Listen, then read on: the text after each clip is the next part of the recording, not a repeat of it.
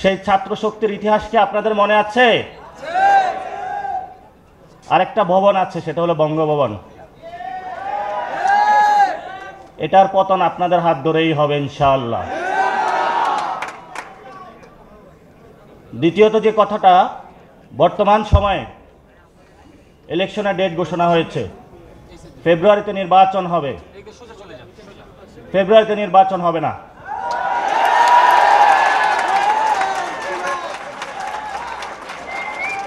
Bundle থাকলে প্রতি সেনমানিতে টাকা বাঁচবে। বিকাশ সেনমানি বান্ডেল কিনে জিতুন প্রতি লেনদেনে। ফেব্রুয়ারিতে নির্বাচন হবে না, কারণ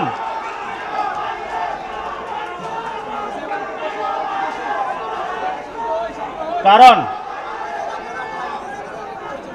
কারণ যদি ফেব্রুয়ারিতে নির্বাচন হয়, আমার যে ভাইয়েরা শহীদ হয়েছিল, রক্ত দিয়েছিল সংস্কারের জন্য, একটি নতুন সংবিধানের জন্য, তাহলে কবরে গিয়ে তার লাশটা ফেরত দিতে হবে এই সরকারকে।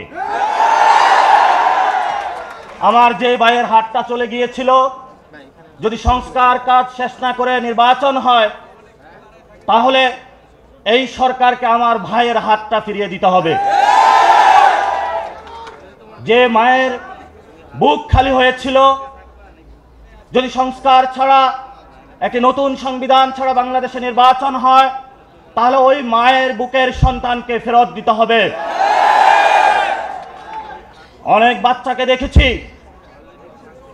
এখনো বুকের দুধ পান করে, কিন্তু বাবা শহীদ হয়েছে। তাদের সাথে যখন কথা বলেছি, তাদের মুখের ভাষা পাইনি, শুধু চোখের ভাষা পেয়েছি। চোখের ভাষাটা ছিল অশ্রু। যে অশ্রুতে তারা বলেছিল, আমার বাচ্চা রয়ে গিয়েছে, আমার স্বামী চলে গিয়েছে, আমি বাংলাদেশ থেকে কিছু চাই না, কিন্তু আমি একটি সুন্দর ভবিষ্যতে বাংলাদেশ দেখতে চাই, যেখানে আমার এই বুকের যে সন্তান আছে, আর সন্তানকে কেউ খুন করবে না। কিন্তু বাংলাদেশে আমরা দেখতে পাচ্ছি একই সংস্কৃতির ডামাডোলে, একই ফ্যাসিবাদী সংবিধানে, একই সিস্টেমের মধ্য দিয়ে আমরা নির্বাচনে যাচ্ছি। তাহলে এতগুলো মানুষ শহীদ হওয়ার প্রয়োজন কি ছিল? এতগুলো মানুষ আহত হওয়ার প্রয়োজন কি ছিল? আপনারা দেখেছেন, এখানে অনেক মিডিয়া ভাই রয়েছেন।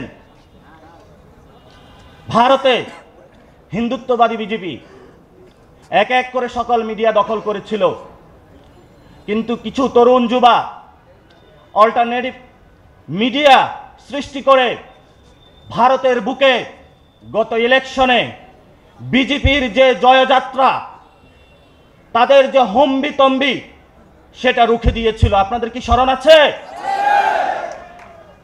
আপনাদেরকে সেই ভূমিকায় নামতে হবে। বর্তমানে গণ অভ্যুত্থানে যারা নেতৃবৃন্দ রয়েছেন, 1 লাখ টাকা, 5 লাখ টাকা বিভিন্নভাবে এমনভাবে ক্যারেক্টারাইজেশন করা হচ্ছে, মনে হচ্ছে বাংলাদেশের সবচেয়ে বড় তারা ক্রিমিনাল। এসব ফাইজলামি বন্ধ করতে হবে। আমি গণ অভ্যুত্থানের পরে সকল মিডিয়া সম্পাদকের সাথে বসেছিলাম, তাদেরকে একটা কথা বলেছিলাম, যা কাম করেছেন ঘরের ভিতর থাকেন, যদি লজ্জা থাকে ঘরের ভিতর থেকে বের হবেন না। কিন্তু যাদের লজ্জা নাই, তারা বারবার বাংলাদেশের মানুষকে ধোঁকা দিয়ে যাচ্ছে। অনেক সাংবাদিক রয়েছেন যারা বুক থেকে বাংলাদেশকে ভালোবাসেন, তাদের সাথে কথা হয়, বলল নিউজ করতে চাই, জোর করে নিউজ করানো হচ্ছে অফিস থেকে। বাসায় বউ আছে, বাচ্চা আছে, দুধ খাওয়ানো লাগবে, বেতন না পাইলে আমি কিভাবে করব? এই মানুষগুলো নতুন একটা বন্দিশালায় পড়েছে। এই মিডিয়া মালিক যারা রয়েছে, মিডিয়া যারা সম্পাদক রয়েছে, এই সম্পাদকগুলো এখন দালালি শুরু করেছে।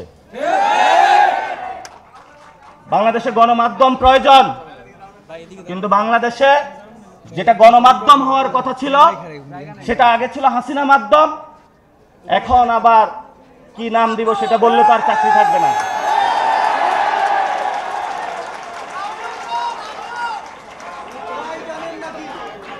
আরেকটি বিষয় আমি শেষ করব, দ্রুতই শেষ করব। একটা গোয়েন্দা সংস্থা বাংলাদেশে ডিজিএফআই আপনার আমার পকেটের টাকায় চলাফেরা করে। তারা কত টাকা খরচ করে কিন্তু বাংলাদেশের মানুষ জানতে পারবে না। তাদের কোনো কোথাও দায়িত্ববোধ নাই, অ্যাকাউন্টেবিলিটি নাই, ট্রান্সপারেন্সি নাই। তাদের একটাই কাজ, মানুষকে ভীতি প্রদর্শন করে যে কিছু বলবি আয়নাগরে নিয়ে আসব। আর আপনার আয়নাগর তো আমরা ভেঙে দিয়েছি। সামনে যদি আয়নাগর প্রচেষ্টা করা হয়, আমরা সে আয়নাগর কেন ডিজিএফআই এর হেডকোয়ার্টার ভেঙে দিব। যথেষ্ট সহ্য করেছি, যথেষ্ট সহ্য করেছি। বাংলাদেশে যদি ডিজিএফআই থাকতে হয় অবশ্যই এটা সংস্কার করতে হবে। যদি সংস্কার করতে না পারেন, ট্যাক্সের টাকা নিয়ে যদি গুলি তাক করেন বাংলাদেশের মানুষের প্রতি, 18 কোটি মানুষ এখনো ঘুমায় নাই। কয়টা অস্ত্র তাক করবেন? কয়জনকে মারবেন? মৃত্যু মেনে নিয়েছি, মৃত্যু হয়ে গিয়েছে।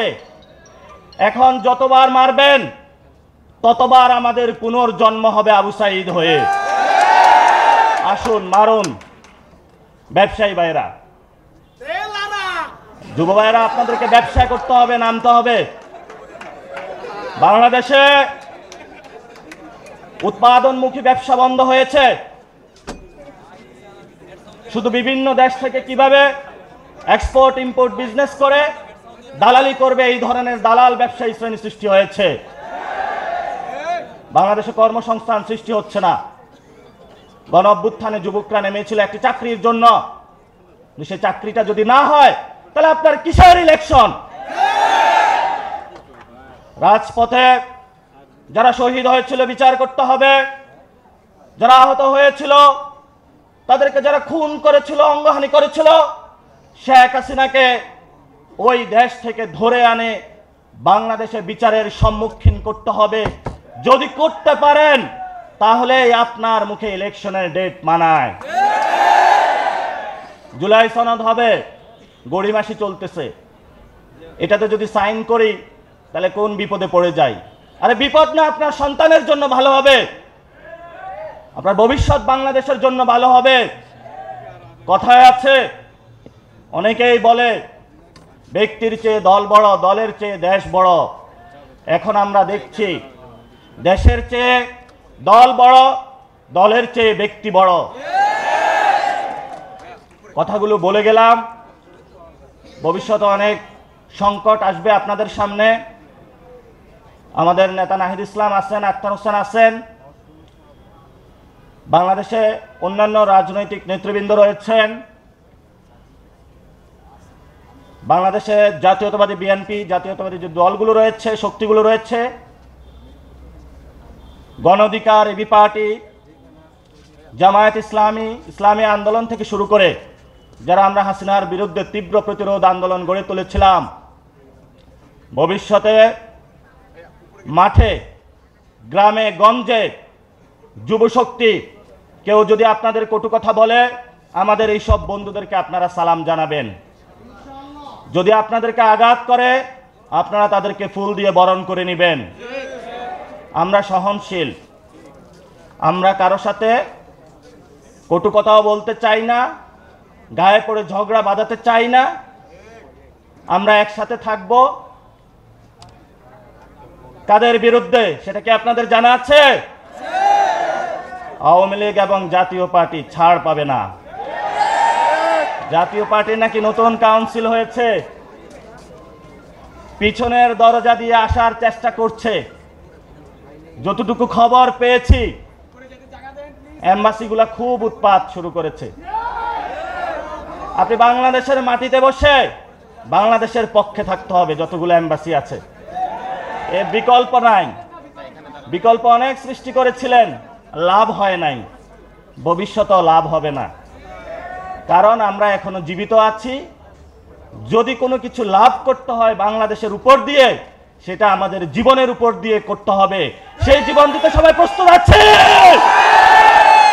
ইনকিলাব জিন্দাবাদ। ভবিষ্যতে দেখা হবে, কথা হবে। আসসালামু আলাইকুম।